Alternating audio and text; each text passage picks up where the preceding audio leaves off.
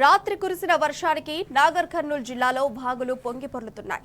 ఆమనగల్, వెల్దండ మండలాల్లో పలు భాగులు కట్టలు తెగి ఉధృతంగా ప్రవహిస్తున్నాయి. ఆమనగల్ చెరువు మత్తడి దూకుతోంది. వెల్దండ మండలం ఘానుగట్టు తండా వద్ద ఆమనగల్ వాగు ఉధృతంగా ప్రవహిస్తోంది. తండాకు వెళ్లే బ్రిడ్జిని తాకుతూ నీరు ప్రవహిస్తోంది. బ్రిడ్జి ఎక్కడికక్కడ తెగి కొట్టుకుపోతోంది. దాంతో రాకపోకలు నిలిపివేసి బ్రిడ్జికి మరమ్మతులు చేయాలని స్థానికులు డిమాండ్ చేస్తున్నారు. అదేవిధంగా మండలంలోని బొల్లంపల్లి, బైరాపూర్ వాగులు ఉధృతంగా ప్రవహిస్తున్నాయి. దాంతో పలు గ్రామాలకు, తండాలకు రాకపోకలు నిలిచిపోవడంతో ప్రజలు ఇబ్బందులు ఎదుర్కొంటున్నారు.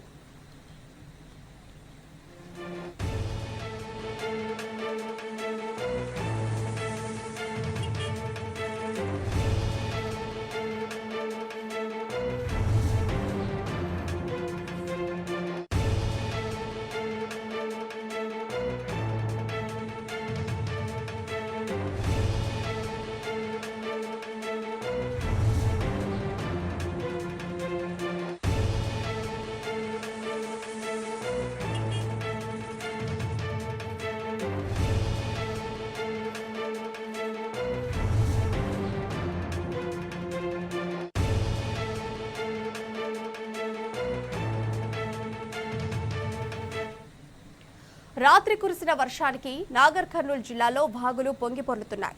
ఆమనగల్, వెల్దండ మండలాల్లో పలు వాగులు కట్టలు తెగి ఉధృతంగా ప్రవహిస్తున్నాయి. ఇక ఇదే అంశానికి సంబంధించి మరింత సమాచారం మా ప్రతినిధి శేఖరాచారి అందిస్తారు.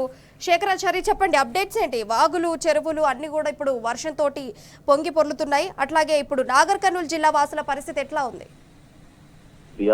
నాగర్ కర్నూలు జిల్లాలో రాత్రి కురిసినటువంటి వెల్దండ మండలం కావచ్చు, ఇవి మా పరిసర ప్రాంతాల్లో భారీ వర్షం కురిసింది. గత వారం రోజులుగా కురిసినటువంటి వర్షాలకు ముందే వాగులు, వంకలు పొంగి పొందుతా ఉన్నాయి.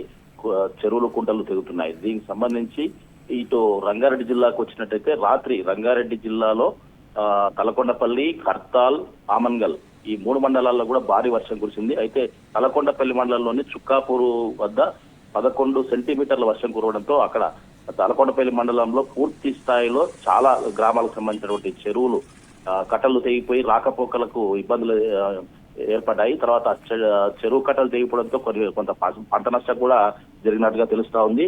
దీనికి సంబంధించి ఆమన్గల్ చెరువు కూడా పూర్తి స్థాయిలో నిండి, సురసముద్రం అంటారు దాన్ని, అది పూర్తి స్థాయిలో నిండి అలుగు పారుతుంది. ఇక్కడి నుంచి ప్రారంభమైనటువంటి అలుగు పారుతున్నటువంటి, భారీగా పారుతున్నటువంటిది మేడిగడ్డ తండా నుంచి కత్వవాగు, ఇవన్నీ కూడా పరిసర ప్రాంతాల నుంచి అటువైపు ముఖ్యంగా మేడిగడ్డ తండా నుంచి ఈ వెల్దండ మండలంలోకి ప్రవేశిస్తుంది. వెల్దండ మండలంలో అంటే వెల్దండ మండలం నాగర్ కర్నూలుకి వచ్చేస్తుంది.